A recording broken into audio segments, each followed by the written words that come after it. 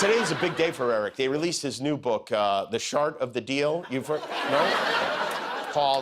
It's called Under Siege, which is not in any way related to the Steven Seagal movie Under Siege, except for they both suck. They say you're not supposed to judge a book by its cover, but let's do this one just for fun, okay? There's Eric with his dad out front of the White House, hoping to one day get invited inside. Trump wrote the foreword for the book. He said, Eric is a winner at everything he sets his mind to. And let's make something very clear.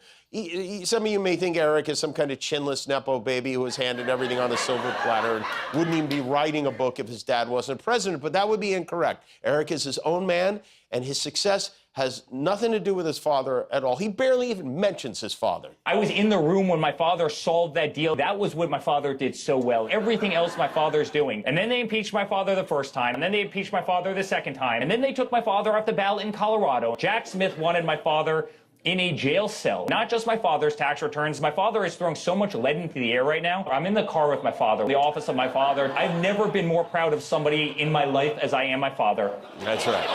And I'm sure that if your father ever read this book, which he will not, he would be equally proud of you. Oh, chosen one. You look at a day like today, it's so ironic that on the day that my book goes to #1 in every category, it happens to be the day that we get Middle East peace. Maybe that's divine intervention. Maybe it's I think probably beyond, coincidence. Yeah, I'm sure the Lord tied all those things together. He's like, you know what? Your dad did a great job. I'm going to reward you with a #1 bestseller. He does not understand the word ironic, but he's not wrong. The book is #1 in a number of categories on Amazon. It is #1 in books by bedwetters, gifts for the illiterate, and #1 in Daddy, look, I wrote a book. Dad, Daddy, over here. It's me. And not only